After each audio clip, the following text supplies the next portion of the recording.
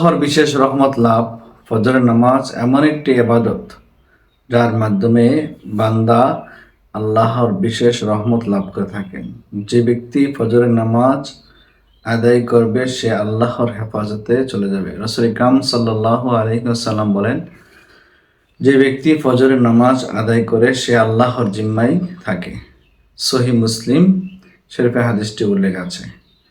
মুনাফিকের জন্য সবচেয়ে কঠিন নামাজ হচ্ছে ফজরের নামাজ ও এশারের নামাজ। মুনাফিকের জন্য সবচেয়ে কঠিন নামাজ, কিন্তু মুমিনরা এই নামাজকে গুরুত্ব দিয়ে থাকেন। রাসূল আকরাম সাল্লাল্লাহু আলাইহি ওয়াসাল্লাম বলেছেন, মুনাফিকের জন্য সবচেয়ে ভারী নামাজ হলো এশারের নামাজ ও ফজরের নামাজ। সহিহ বুখারী ও মুসলিম শরীফে হাদিসটি উল্লেখ আছে। জান্নাতে যাওয়ার সুসংবাদ যে ব্যক্তি পাবে যে ফজরের নামাজ ও আসরের নামাজ সঠিকভাবে আদায় করে। জান্নাতের সুসংবাদ তার জন্য রয়েছে। সুবহানাল্লাহ। রাসূল আকরাম সাল্লাল্লাহু আলাইহি ওয়াসাল্লাম বলেন, যে ব্যক্তি দুই ঠান্ডার সময়ে নামাজ অর্থাৎ ফজর এবং আসর আদায় করবে সে জান্নাতে প্রবেশ করবে। সহিহ বুখারী শরীফের হাদিস।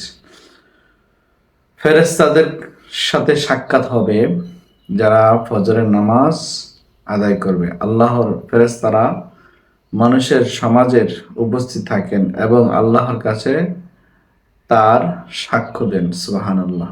আল্লাহ তাআলা বলেন, নিশ্চয়ই ফজরে কুরআন অর্থাৎ নামাজ উপস্থিত হয় ফেরেশতাদের দ্বারা। সূরা বনী ইসরাঈল আয়াত নাম্বার ৭৮। দিনের শুরুতেই বরকতময় অর্থাৎ ফজরের নামাজ আদায় করলে পুরো দিনের কাজ বরকতে আসে। যারা ভোরে উঠে ইবাদত করে তাদের জীবনের সফলতা বেশি। তাই পরিশেষে আমি বলবো যে ফজরের নামাজ শুধু একটি ফরজ ইবাদত নয়, বরং একটি মানুষের ঈমান শক্তিশালী করে, গুনাহ থেকে দূরে রাখে এবং জীবনের শান্তি ও বরকতময় নিয়ে আসে। তাই আমাদের উচিত সব কষ্ট সহ্য করে প্রতিদিন ফজরের নামাজ সময় মতো আদায় করা। আল্লাহ তাআলা আমাদের সবাইকে ফজরের নামাজ আদায় করার তৌফিক দান করুন। ভিডিওটি ভালো লাগলে অবশ্যই লাইক, কমেন্ট, শেয়ার এবং আমাদের চ্যানেলটি সাবস্ক্রাইব করে আমাদের সাথে থাকবেন।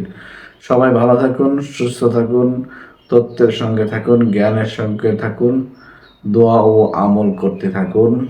আল্লাহ হাফেজ।